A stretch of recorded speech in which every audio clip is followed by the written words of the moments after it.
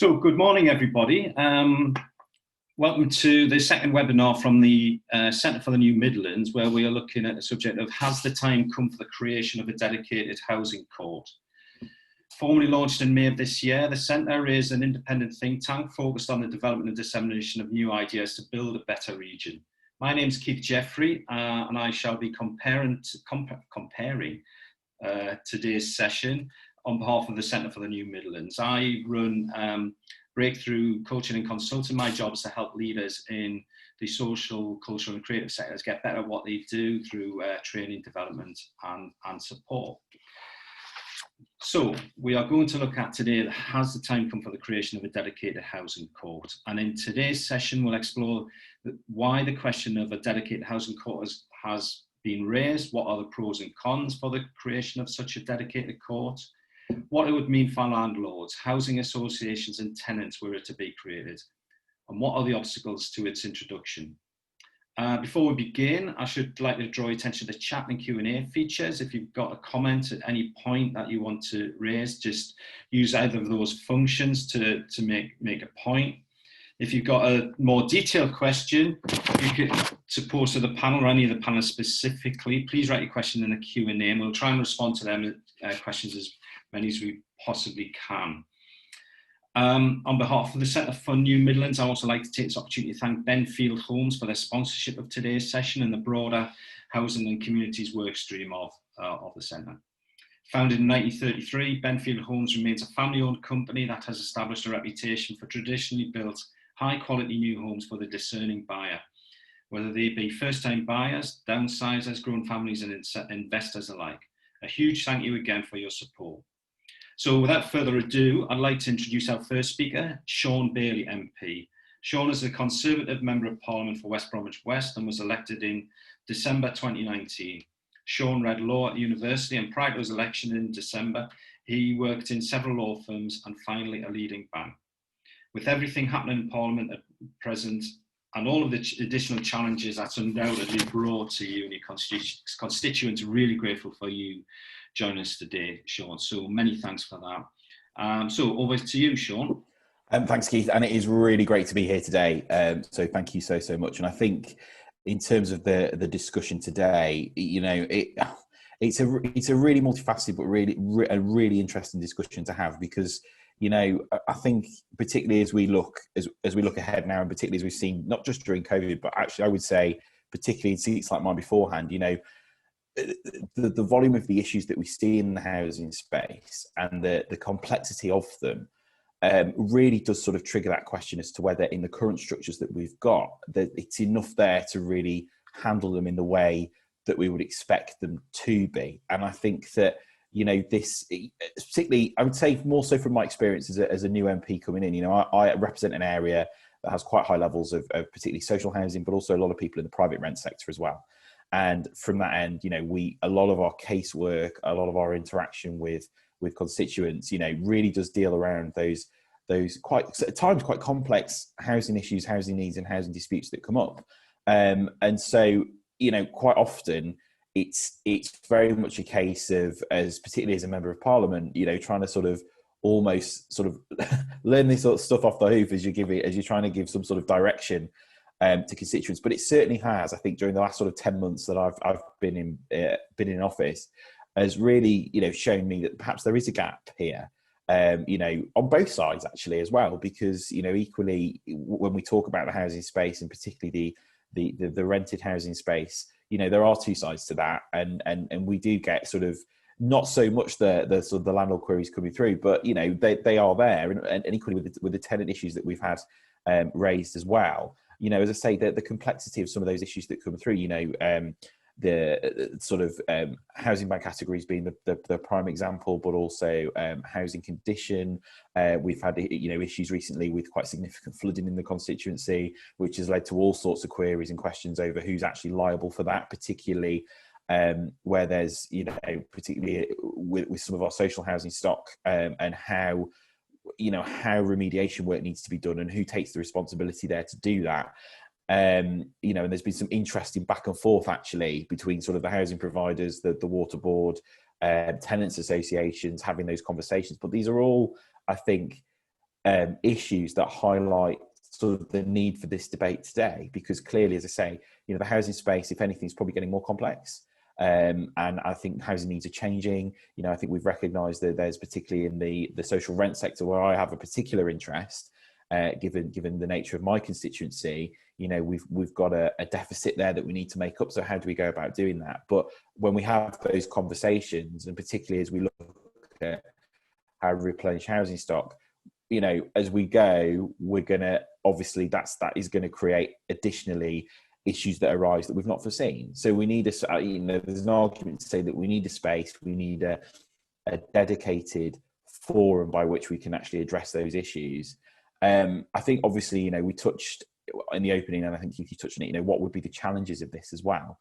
And I think it does pose some interesting challenges. I mean, ultimately, first of all, significant structural changes from government, particularly to perhaps our legal frameworks, is always an interesting one. And having to navigate those as an MP today, and do quite a bit of pushing at times. You know, getting government on board for big changes. It's not impossible, but it is definitely you know, something that there's a time investment needed there to do.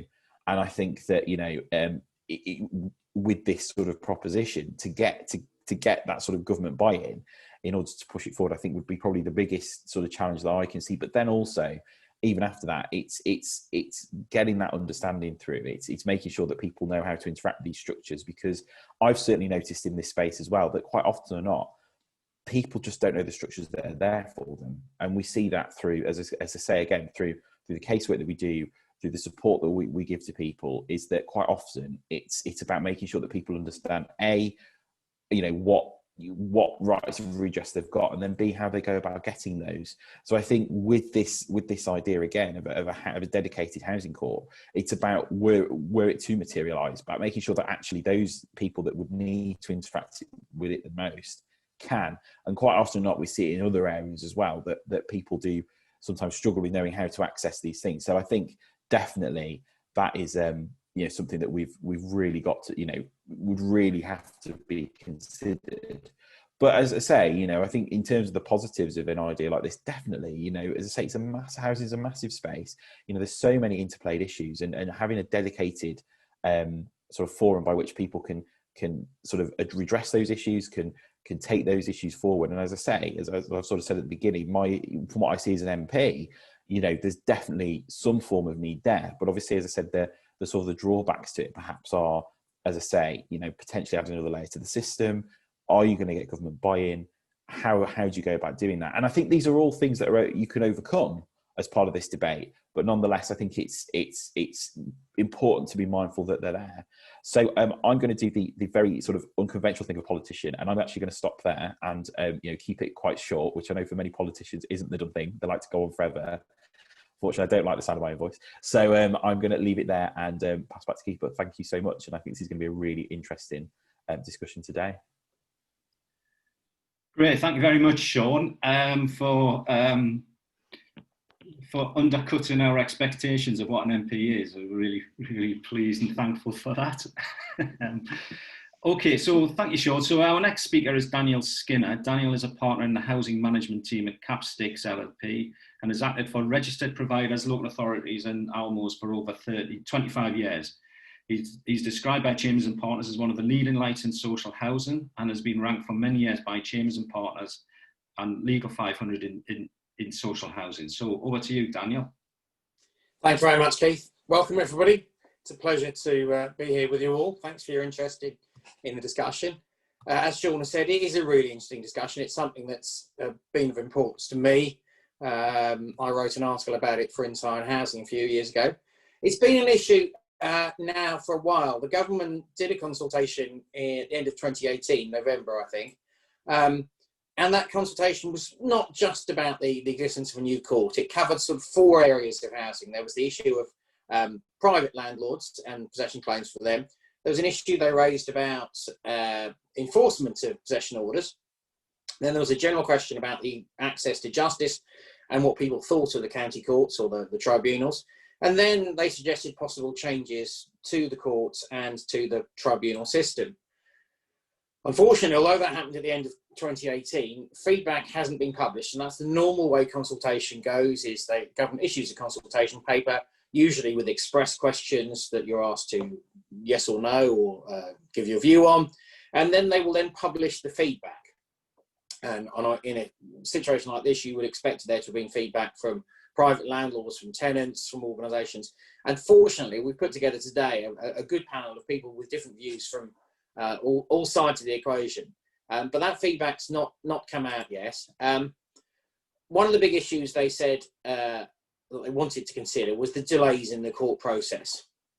Now, if you're acting for landlords, you probably think it takes far too long. If you act for tenants, so you're a tenant, you probably think it's far too quick to be evicted. Certainly private landlords have been saying it takes far too long for them to get back possession.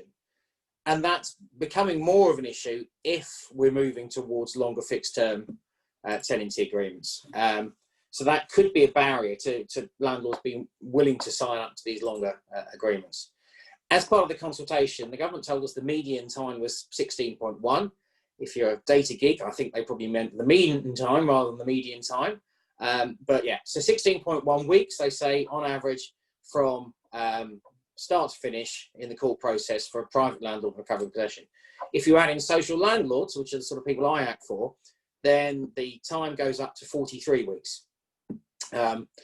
Now, if you think about it, 16 weeks doesn't sound too long, but if you're a private landlord and your rent's not getting paid, 16 weeks is a hell of a long time, especially if you're paying a mortgage on your properties there. So the concern was that it was taking quite a long time.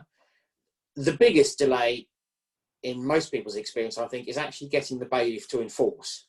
Now, we've got extra delays at the moment because of COVID, and the Lord Chancellor has just confirmed that bailiffs aren't supposed to be evicting in tiers 2 and 3.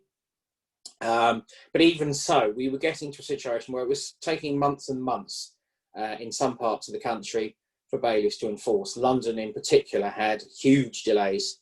Other parts of the country weren't too bad, but you were waiting 3-4 months, having got your possession order, to get the bailiff to enforce, which then brought in the use of what used to be called sheriffs when I was a young man, High Court enforcement agents, and they can do things much quicker, but they're more expensive. The feedback asked about your experience of courts, and those of you who are in courts regularly will realise perhaps it's not the greatest experience of your life. They can be a bit tired, they're slightly short of money. There was a story recently of a jury trial having to be cancelled because one of the jurors needed the lift, and all 5 lifts in the court were not working. Some county courts are quicker, some are nicer. Certainly most of them can be pretty friendly if you speak to them. If you're being rude about your court staff, remember they're not paid an awful lot of money, and most of them work pretty good hours for not a lot of money. You have the residential property tribunal system. Sometimes people will call it the FTT, for first tier tribunal. They're pretty efficient, generally very friendly and helpful, but there are only 5 centres around the country where the admin is based. A lot of it's done out of London, but there's 5 other regional tribunals. So the possibility comes of a new housing court, as Sean had talked about. So option 1 is a brand new specialist court. How and where, we'll have to look at the detail. Option 2 was structural changes to the existing system. The third option was, well, we won't have a new housing court, but we'll have changes to enforcement. And the fourth option was there'll be no changes at all, but there'll be extra guidance given. I think I can rule that one out as of being of any use whatsoever. A few leaflets is not really going to speed things up or make things better for people. So those are sort of the options that they discuss. How, though, would a new court work? I mean, there are some advantages. You could get specialist judges. Now, most judges in the county court are formally solicitors or barristers. They don't have to be, but in practice, that's what they're going to be. Now, they may well have worked day-to-day jobs in a completely different area. I'd like to think that if I became a judge and I heard a housing case, I'd be pretty good at understanding the law and what's required of me. I'd be bloody useless if I was doing a divorce case because I've never practiced in family law. So one of the problems you get in the county court is you never really know what sort of judge you're going to get. If we had a specialist housing court, then we would have specialist judges. Even if they hadn't previously practiced, they could be trained up very quickly to understand the landlord and tenant law, the housing law that's required of them. So that would be a good thing. It should, in theory, be quicker. If we're going to a specialist housing court, then you wouldn't have to sort of wait in the list for all of the other cases that the county court deals with. That, though, of course, is subject to them having sufficient judges, sufficient time, etc. It may mean that you're going to be further away. So you may end up with a system a bit like the Residential Property Tribunal, where you have fewer court centres. But of course, these days, with more and more hearings being done remotely, is that going to become the norm? And could we do possession cases remotely? One of the problems we've got at the moment with remote hearings is the need for specialist advice, because a lot of the tenants are vulnerable. They don't understand the law. And if you had remote hearings, it's much harder for the likes of Shelton, we'll be hearing from them later, to represent people on the day. We've sort of got a bit of a hybrid system coming in at the moment because of COVID hearings, but if all the hearings move to remote, it would be much tougher to provide sort of what we used to call the duty solicitor situation, where you had somebody in court on the possession days who was there to assist people. So specialist court may mean fewer hearings, and we'd be further away. Then there's the issue of costs, which gets the lawyers on both sides excited. In the county courts, costs are generally recoverable. The person who wins can get back their lawyers' costs. In the tribunal, the general rule is that the lawyers don't get paid or don't get their costs recovered. So it's up to the parties to pay their own lawyers. If they want to use lawyers, the tribunal says, we don't think you really need lawyers. You can manage without. So if we set up a new housing court, one of the big issues that we'd have to discuss is what would happen to costs. Would there be costs award? So if there were no costs awarded, would legal aid be available, public funding? Would that be available for people to seek advice? Because if it's not, then you're going to have a lot of vulnerable tenants, some of whom may have, say, mental health issues or being evicted for antisocial behaviour, who need representation. If there's a no-cost system, will legal aid be made available? Because generally, the legal aid system's designed that we'll fund your case, we'll fund your lawyers, but we expect you to have a decent case. So at the end of the case, you should be able to get your costs back from the other party. In this case, it would be from the landlord. So if you're not going to have a costs system, then you need to think about legal aid. If you've got no legal aid, you need to think of how you're going to assist vulnerable tenants. If you've got a no-cost system, would potentially landlords be able to bully tenants? We have an idea in this country that we have what's called equality of arms, so that each party can be on a sort of level footing when it comes to court, and you can't bully people with a huge array of lawyers. That's a slight concern. I think in practice that's not going to happen. It certainly wouldn't happen, I think, for social landlords. Looking at social landlords, if you can't recover your costs, that means that you've got to pay your own lawyers. And in practice, that's your other tenants who've done nothing wrong who will have to fund your legal bills. Somebody's got to pay for it. It comes out of the rent pot. So if there's no recovery of costs, then your other law-abiding tenants are going to pay for that. So there's lots of things to consider. One, of course, that I think in practice means this may never happen, is there's going to be a cost and admin for the government to set this up. And at the moment, I think there's other things that they're going to focus on. Whether you trained up judges in the county court, whether you set up a completely new court system outside that, or whether you just moved everything over to the tribunal, there's a cost involved in that. And at the moment, the county court system doesn't cost the government much, but making changes to it does. So I have a feeling that it's probably not going to happen.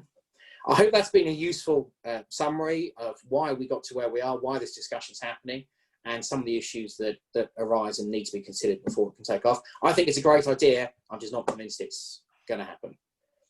Back to you, Keith.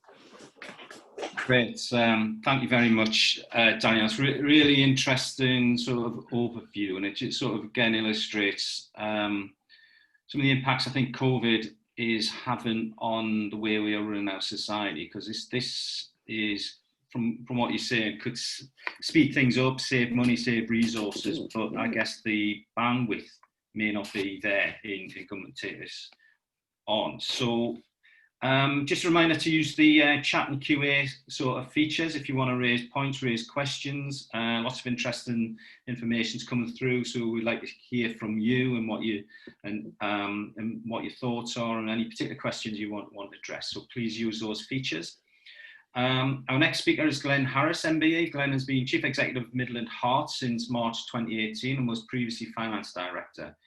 He joined Midland Heart following a career spanning 7 years at East Midlands Development Agency, where he spent 5 years as Executive Director of Corporate Services, followed by 2 years as Deputy Chief Executive. Prior to that, Glenn was Deputy Chief Executive at NHS Logistics, supplying over £1 billion of consumable goods to NHS trusts across England. He received an MBE for Services to Business in 2012. In June of this year, Glenn wrote an article for the Centre for the New Midlands in which he argued a dedicated housing court would bring greater fairness to the housing system, provide greater housing security for tenants. We look forward to hearing your thoughts today, Glenn, so over to you. Okay, thanks Keith, and again, thanks everyone for joining. So I just thought I'd give some backdrop to basically why I and we think that a dedicated housing court is a good idea. And firstly, the one thing I want to say is that we, as a provider in predominantly the West Midlands, we've got 34,000 homes, over 90% of which are for social rent. And the whole raison d'etre and rationale for the organisation, which has been in existence since 1925, we're a traditional housing association, and then pretty much everyone who joins Midland Heart and works for them, our job is to provide homes for people who otherwise can't afford to buy one and can't really access good quality private rent. And therefore, the main thing that we're trying to do is to ensure we can sustain people's tenancy, so get people into a good home and maintain their tenancy. And in fact, pretty much all of our tenancies are assured. So we never went down the route of fixed term tenancies, so assured tenancies, so tenancies for life effectively, as long as people want those homes.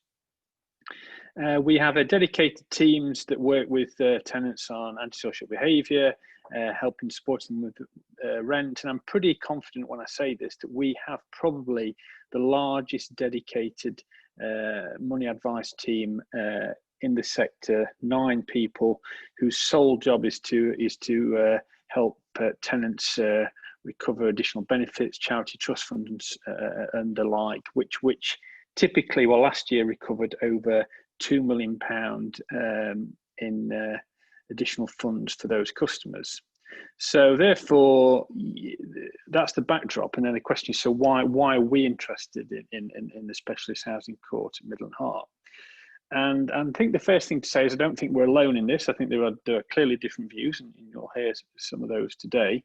But this time last year, we along with another 3 large regional providers, made the case to the West Midlands Combined Authority on the proposal that you could trial a housing court in the West Midlands. And the basis for that is that we think it's in everyone's interest for the justice system to process housing cases more efficiently than they currently are. So I'll turn to that. And the first issue is capacity, which Daniel has touched on. So at the moment, and bearing in mind, these are a last resort. So we are not seeking possession for people who owe us £100 or £200 or a month. So anyone who has a problem with arrears, if they engage with us and work with us, we will put in place a plan, no matter how small that is, no matter how long that is, to keep people in the property. So these are very much a last resort issue. So most claims are heard in the county courts, where they have to compete for time with other issues, such as those important matters such as the safeguarding of children, which rightly take precedent over housing issues. So that means there's a long backlog of cases. But when you do finally get a case to be heard, at the very last moment, that can be pushed out of the way to make way for a more pressing matter. And Daniel talked about, I think mentioned 43 weeks, which I'm sure must be the right figure. But what I can say is it's not uncommon, and I'm not talking about one example here. It's not uncommon for possession claims to take over 18 months to work through the county court system. The second issue also that Daniel touched on is expertise. So the problem is that you deal with all sorts of cases, and housing cases are not always handled by clerks and judges who have a speciality in that area of law, and that can lead to mistakes and obviously additional unnecessary delays. Now, those delays aren't really in anybody's interests, and the first interest is those of neighbours and people whose neighbourhoods, people whose lives continue to be blighted by severe antisocial behaviour.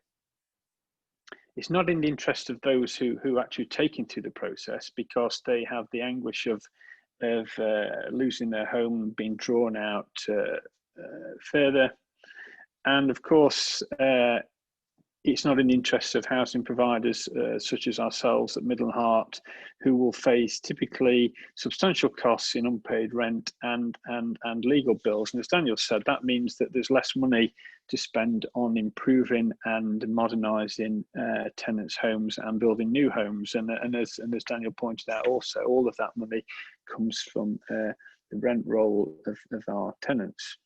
So we believe that a housing court could address these issues by ensuring that the housing law expertise is concentrated in one place, and by removing the need for housing cases to compete for airtime with other legal matters. And Scotland, I believe, introduced a sort of a system similar to this in 2016 with a housing and property chamber that hears all kinds of housing matters, including possession claims, and we think that it would be good for the UK to follow this example. And actually, COVID, I think, has ratcheted this issue, that it's more urgent than ever. So in recent months, we've seen a significant reduction in legal cases for rent arrears, and that's really good news.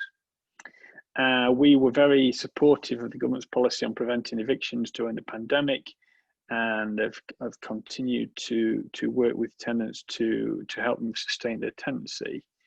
But sadly, and probably not surprisingly, we've seen a significant increase in antisocial behaviour this year. So if I give you some context to that, we have in the last 7 months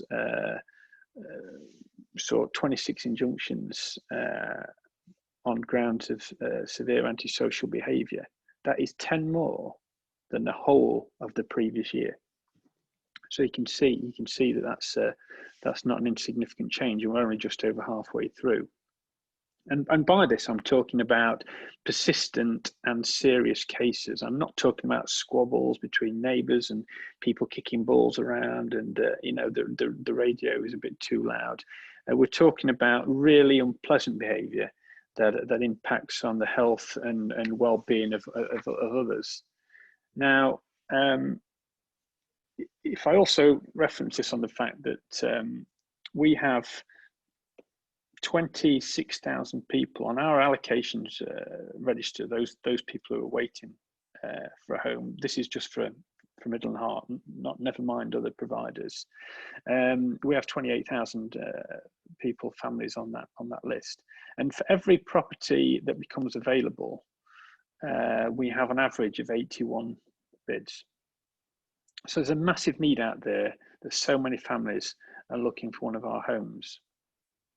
And yet, one of the issues we have, so supply is an issue, and that's a separate discussion, but yet we have neighbourhoods where people are driven from the homes, and people do leave the homes, and they just sort of leave because of the antisocial behaviour, which creates more unmet need and adds more pressure to the system. And I simply, and others, just don't think that can be allowed to continue. So for us, possibility of introducing specialist housing courts is overdue. It's not just about improving efficiency. It's about fairness, and ultimately it's about contributing to tackling the housing shortage. So that's a sort of précis, if you like, of why we believe that housing courts should be introduced. Thank you. Thanks, Keith. Great. Thank you, Glenn. Thanks for your contribution today and the thought leader piece that is on the Centre for New Midlands website, where you can find it under the news and views section. So check that out. And just a reminder, any questions, use the chat and Q&A functions. We've got some questions starting to build up, but we'd like more. Our penultimate speaker of the session is Ruth Ehrlich. Ruth is a policy officer at the homelessness charity Shelter. Ruth works on policy relating to the private rented sector, access to justice and consumer redress, and believes that a safe and secure and affordable home is a right regardless of tenure. Ruth advocates for greater security for private renters, a well-resourced and accessible court system, and clear processes for renters to get help when things go wrong. So thank you for joining us today, Ruth, and over to you. Thank you very much, Keith. Let me just share my slides here. I hope everyone can see that. Great, so thank you. I work for Shelter. I'm going to be speaking from the perspective of renters and our clients and our legal team as well.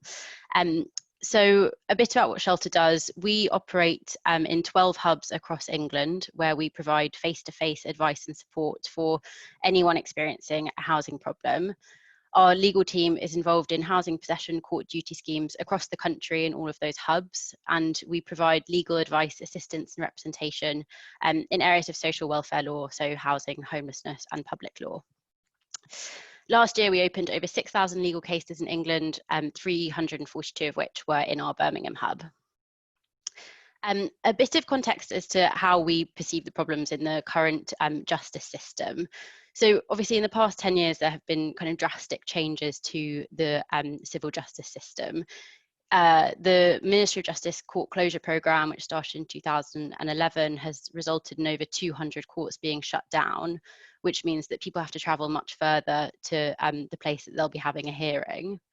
Obviously, LASPO came into force in 2013, which again drastically changed how people could access legal advice. So fewer people can now receive legal aid for fewer reasons. And this has created a far more crisis-driven approach to housing advice.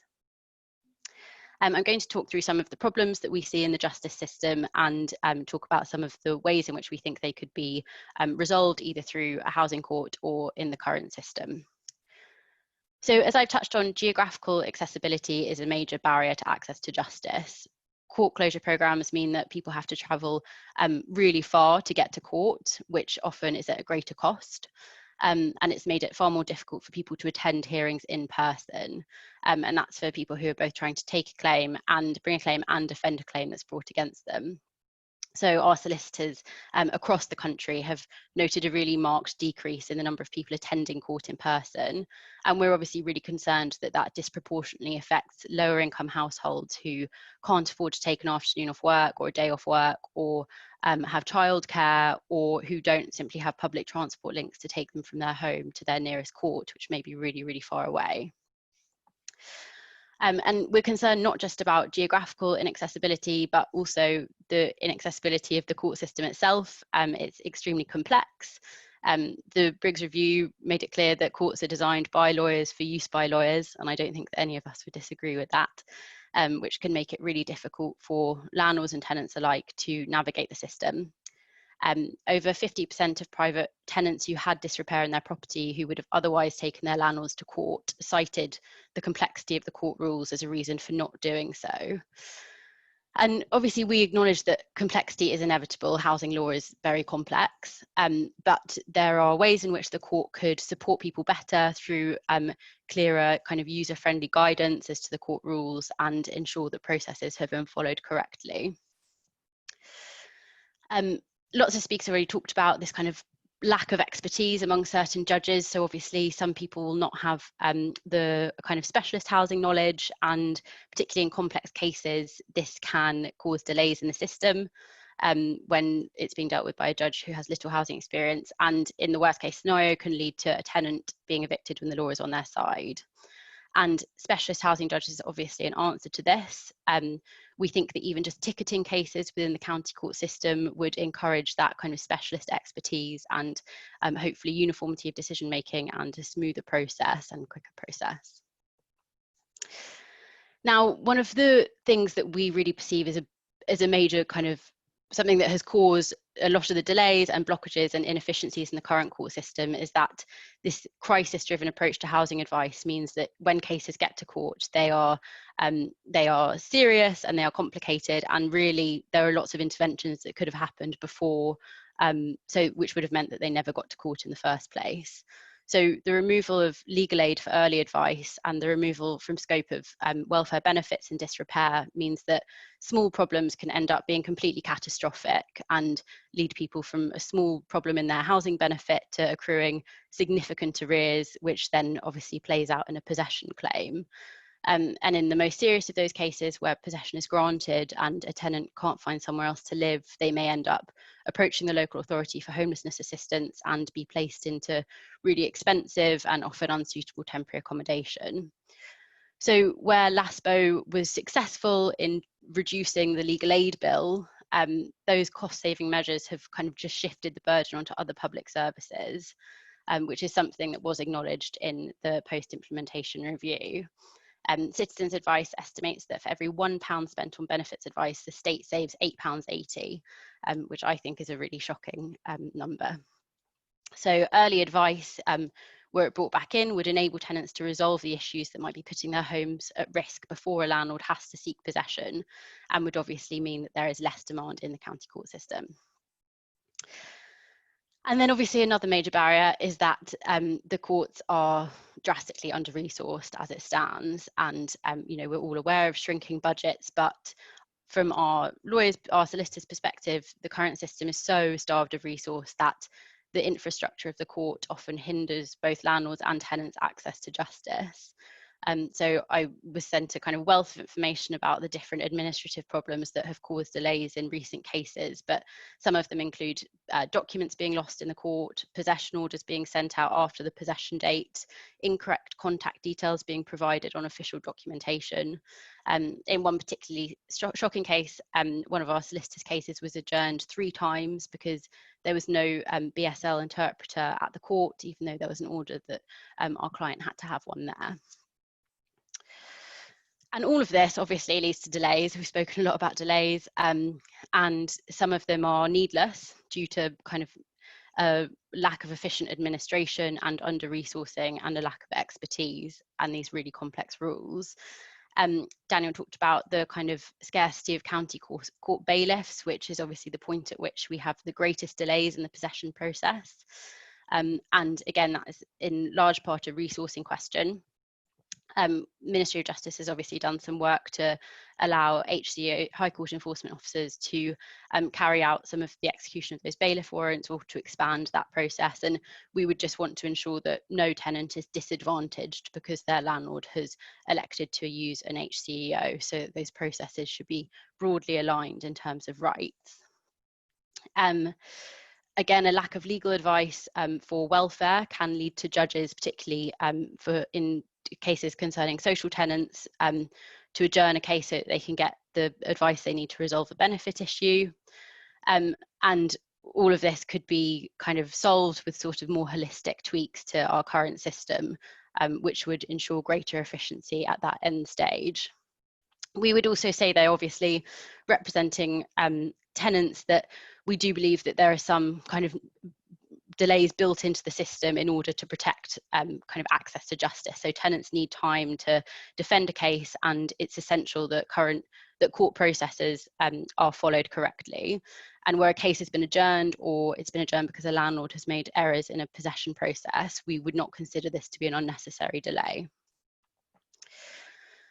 So I've sort of skirted the question of whether or not we need a dedicated housing court. I think that a dedicated housing court could be an exciting opportunity to deliver better access to justice. I think it's clear, we're all clear that there is a desperate need for court reform, But whatever the court reform looks like, we need to ensure that courts are geographically accessible, that they're user-friendly with specialist judges, and that there is legally aided early advice and benefits advice, as well as our normal legal aid provisions, and that they're adequately resourced. And I think it's clear that there is little movement from government as to creating a new housing court, but some of these tweaks could be made within the current county court system, which would probably be cheaper and easier, and would drastically improve access to justice for landlords and tenants.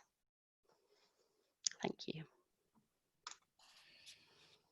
Brilliant. Thank you, Ruth. That was really interesting. So last but not least is Meera Chindaroy. Meera is Deputy Director of Campaigns, Public Affairs and Policy at the National Residential Landlords Association. Meera joined the NRLA in May 2018, having previously worked in both policy development and project management for a range of not-for-profit and public sector organisations. Meera provides political insight, both internally and for NRLA members, and lobbies in their interests. Meera has extensive experience of building partnerships with stakeholders across communities, civil society and government, as well as developing collaborative approaches to policy challenges. Prior to joining the NRLA, Meera provided policy and engagement support of the Chief Executive of the Big Lottery Fund, and she also developed strategic policy at the General Medical Council. So over to you, Meera. Thank you very much, Keith. I'm going to also try and share my screen, so hopefully this will work.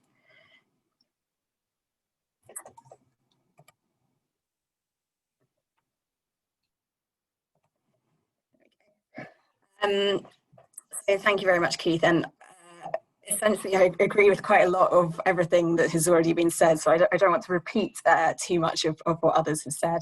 But as an introduction to the NRLA, we are the UK's largest membership organisation for private landlords. We were created in April this year out of a merger of the RLA and the NLA, and now represent over 85,000 members. The majority of our members are small landlords with up to around 8 properties, and we provide support to our members through a variety of a range of training, information, and also our very popular landlord advice line, which sees the vast majority of calls being around possession cases. So in terms of the issue of the case for a housing court, I agree with the points that have been made already around the current system being too time consuming, too costly and too inconsistent. For our members, it takes on average around 5 months at a cost of over £5,500 to regain possession using the Section 8 process. And we know that the Section 21 process is going to be removed. So the issue of the need for a housing court becomes ever more important, as we know that more cases are going to be channeled into the courts that would otherwise not have been. A lot of landlords do move to use Section 21 at the moment because of the concerns they have about the court process, and having more certainty about the process in the courts will help to alleviate some of the concerns landlords have about the abolition of Section 21. So in terms of what the expected time for possession is using a Section 8 process, the civil procedure rules set out some timings, and we can expect that process to take around 10 to 14 weeks based on the rules that are outlined, provided that there's no adjournments or so on. However, the reality is that it takes significantly longer across the country, and there's quite a wide range of periods that you can see across the country. As been mentioned already, London is by far the slowest area to complete a possession case, but the West Midlands is also on the higher end of that period.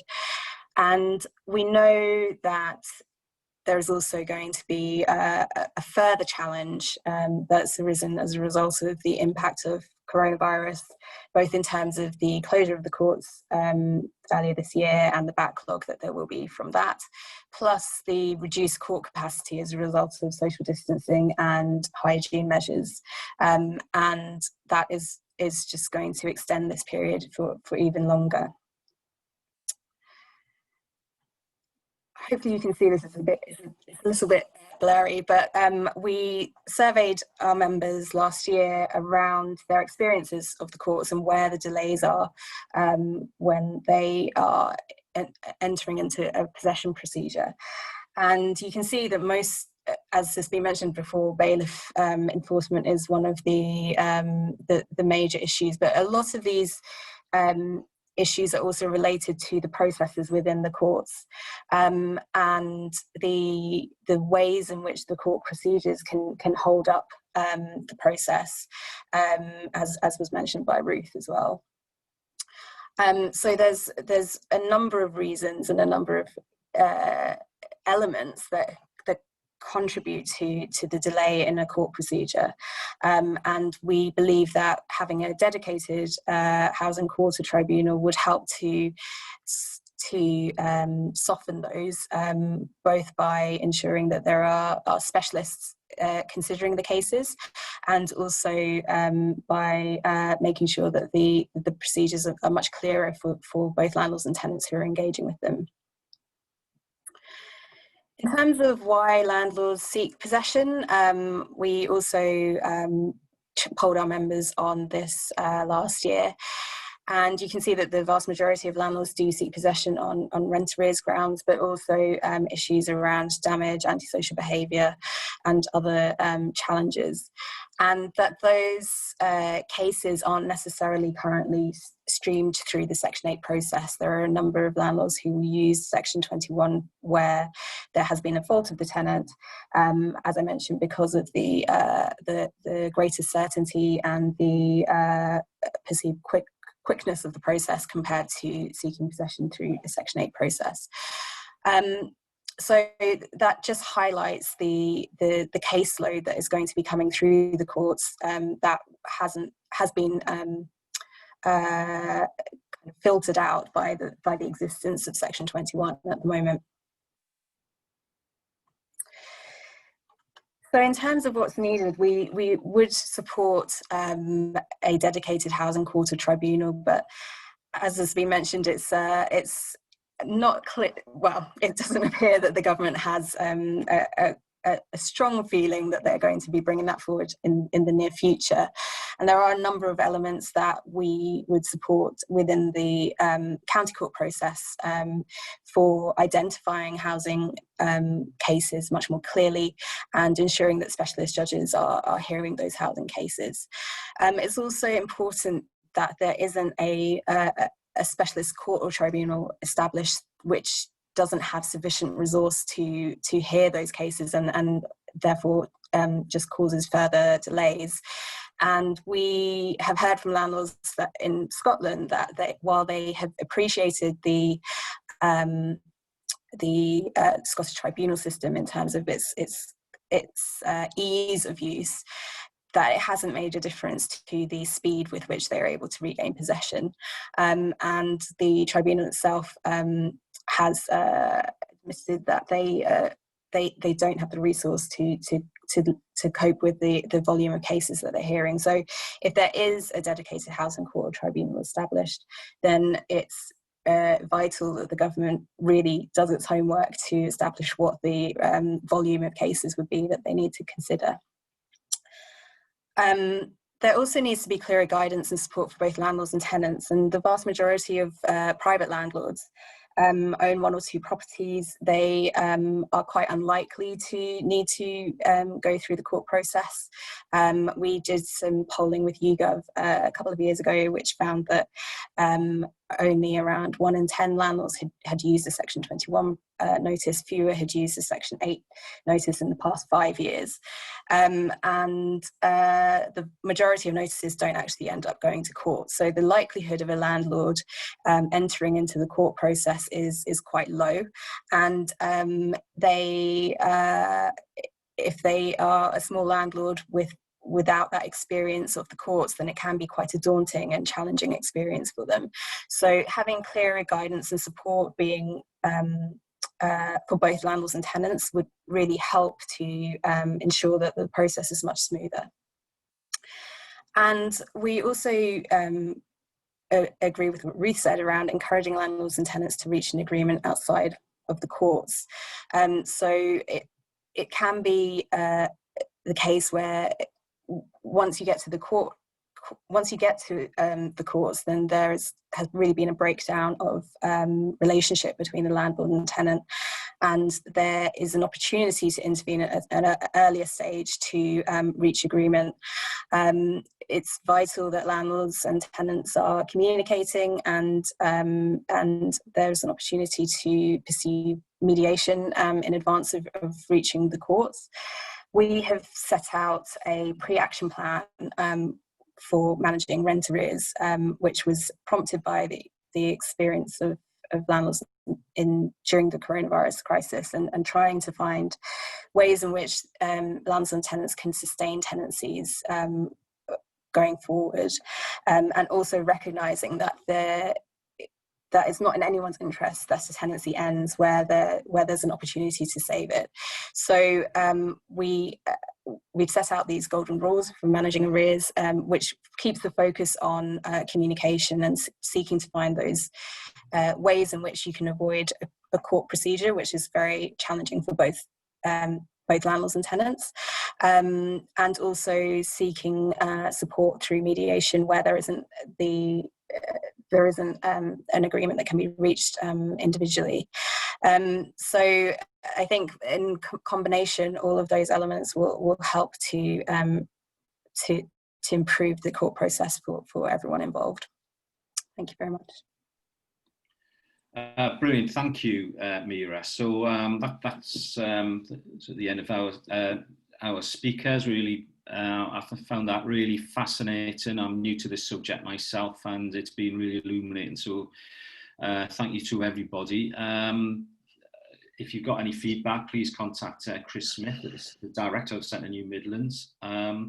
Today's session is being recorded, and it'll be up on the Centre for New Midlands YouTube channel from Monday. So we've got some questions coming through. I think the first one is actually sort of quite the biggest one, is that a strong case can be made for housing court, but it really needs the government to start sort of taking a lead on this. And I think, Sean, would you be able to sort of give us some advice on how we might start framing arguments which could be taken on board in a positive way by government? Yeah, of course. I mean, I think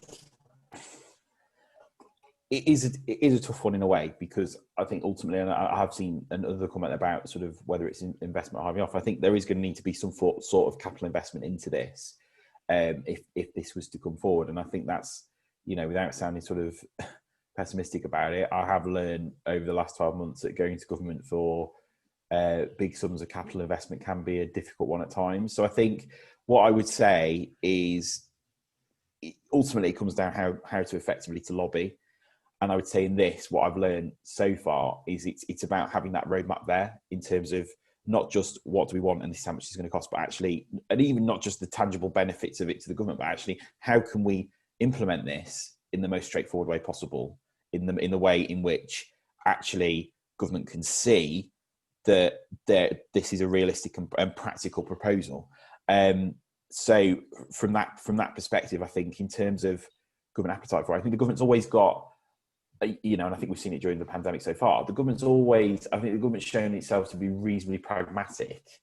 And I think when issues have been highlighted to them, I think so far they've acted upon them. So in seizing with that sort of pragmatic zeal that they've taken on board so far, I think obviously then in terms of going forward and lobbying for anything like this, I think it's just making sure that there is an effective roadmap in place to say to government, this is how we're going to do it, and you're going to have the tangible benefits of this at the end. And, not just government, but as I say, tenants, stakeholders that are interacting with this system, as well as highlighting obviously the problems that we're trying to solve.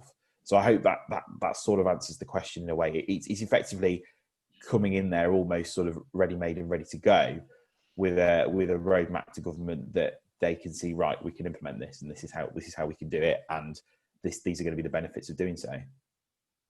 And who should be doing that lobbying? Well, I think it's a combination of different stakeholders, really. I think certainly, obviously, MPs, definitely. But equally, it's got to be a collaborative approach. I think the most effective lobbying that I've seen has been when it's been sort of a multi-stakeholder approach with different interest groups, housing associations, tenants groups, and members of parliament, elected officials, to be able to really bring that united voice on it. I think the more united and the more sort of streamlined the lobbying is, the more effective it's going to be at the end of the day. So that would be, from my experience of doing this, that would definitely be what I would recommend. Brilliant. I don't know, have any of the panelists got anything to contribute on that? Because I think there's I think it's going to be people like you guys who are going to be leading on this. Ruth? I think there are two things. I think firstly, if you kind of look at what we've talked about in our presentations, it's rare for kind of broad representatives to have very similar views on the problems and the solutions, particularly having a landlord interest group and a tenant interest group who are completely aligned in everything that we've said, really. And I think that can make a really compelling case to government. But I do feel like there is quite little interest from government in making this change now, and that there perhaps wasn't much unity in the first place. So if you look at the call for evidence that went out in January of last year on the Housing Court, it was an MHCLG consultation, when obviously this is MOJ's remit. So it was never clear how much interest and buy-in there really was. And that's why I think it's really important to make it clear and make the case for the smaller, less resource intensive tweaks that can be made within our current system to make things better, rather than just have the need for that huge wholesale court reform, because I think there's very little appetite and obviously not that resource available. Yeah. Okay. Any other points on that? Just a point, Keith. I mean, we've probably spent the last 18 months. We get to speak to a lot of our local MPs. Obviously, Sean is one of those where we have a lot of property. But I've probably spoken to, I would say, in the realm of 15 or so MPs, both from government and the opposition side. Most of whom I think are pretty empathetic with the issue and interested. So, I've had good discussions and audiences with all of them. So I've not spoken to a single one that had a sort of an anti-negative view of what we're trying to take. But my impression was that I thought it was on the too hard pile and probably some way down the list of priorities. And then the other thing that I think is a challenge for us all in this space, and I speak as someone from a sector that's quite a large sector, a housing sector, we at one level think we're quite good. We all lobby about certain things, whether it's social justice matters or whatever that issue is. But when it comes to getting a sort of a proper audience with the people that matter, ministers and so on, it's amazing how our little differences fragment. So I've been on several calls in the last few weeks where, you're talking with 10 or a dozen people, even from my own sector. We all say the same thing. We've agreed what we're going to say. This is the one thing, the one point we're all agreed on. You get into the discussion and then somebody says, but my problem in the Northeast is this, and my problem in rural areas is this, and my problem is. So if you sat at the other end as a minister, you just think, and we as a group, and I include others ancillary to this, we are not the best at making those clear, incisive points. Whereas if you contrast that with other sectors, like road hauliers, they sort of will kick lumps out of each other. But when it comes to getting an audience with number 10 or number 11, they come together like that and they go hard at the one point. We in this sort of housing sector all like to make our own sort of little point, and as a result, sometimes we lose it. So I think we've got a bit of work to do if we're going to be successful. I think we have to lobby in unity, accepting that we all want something slightly different, but we all probably want a significant change from where we are now. Yeah, I think any prompt for change I think the pain needs to be made very obvious and then a very clear solution. And I think what's really interesting is that as Ruth was saying, is everybody around the table is saying, look, this is a good idea. But I think there's a question came in from Zoe Titchener about you could make the system more efficient, and you can, reduce those 26 weeks or the 43 weeks or whatever the time is for resolving cases more quickly. But the stumbling block is always going to be additional investment. I'd be interested to Daniel and Mira, what your thoughts are about the sort of levels of investment that might be required. Yeah, I mean, well, going back to the previous point, unfortunately, it's not a vote winner. So I can't see that a lot of pressure being provided. If it was house builders who've clearly got the government's ear, then that would be a slightly different issue, but they're not worried about the housing courts. How much investment would be needed? I don't think a huge amount, to be honest. But judges are paid fairly well, so if you need more judges, that's quite expensive. If you need extra court buildings, that becomes very expensive. There's been a huge number of courts shut down recently, so we're not exactly flush with empty court buildings that could be used for it. So it would take some cash. There's no point pretending otherwise. Yeah, I think that if we were going to go down a dedicated court route, then it would be a matter of trying to reduce that capital investment in buildings and using existing buildings that might be suitable for the courts to kind of reduce that cost down. But where it's adapting the current county court processes, that it's more about the appetite needing to be there. And as Ruth mentioned, I'm not sure that there is from the MOJ side at the moment. I think sort of building on that point, there's a question coming in from Helen Tucker about learning from the Scottish Specialist Court experience about would it be better to put more investment into the existing county court system and make changes within that? So, obviously specialist housing judges, but employ more bailiffs, modern connected IT, that sort of thing. Do you think that would help? Ruth, you are nodding your head there enthusiastically. Yes, I absolutely agree with that. I think that we can learn from Scotland that a new system is not the be-all and end-all. Indeed, you need to look at the problems that we have now and look for the kind of simpler solutions. And there's a question coming in from Paulette Hamilton. What would you need to do to make these courts legally binding? Would they have legal status? Daniel? Yes, yeah, they need to be set up officially by the Ministry of Justice. You can't set up your own sort of private court system, much as it's tempting to at times when you've had a bad day in court. No, so it would be legally binding. We've another question from Zoe Titchener is that Mira noted the high percentage of Section 21 evictions where there are rent arrears. Do you think more landlords would use Section 8 for rent arrears instead of Section 21 if a dedicated housing court was established? I think that the issue is the certainty of the process and the uncertainty of whether you will be able to regain possession using Section 8. Plus the cost element. So there's a number of factors that have influenced landlords to use a Section 21 for when there's cases of rent arrears, and you do also see landlords using both Section 8 and Section 21 together just to act as a backstop for them.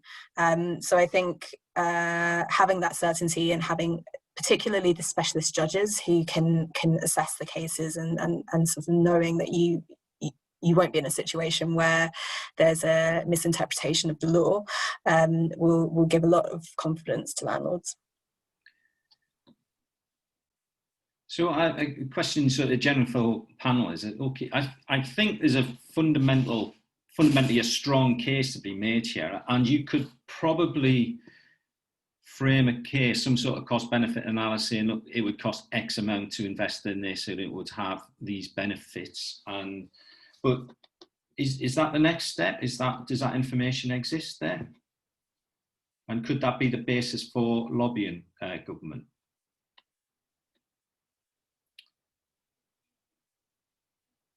Yeah, you could do certainly a cost analysis of what would be required.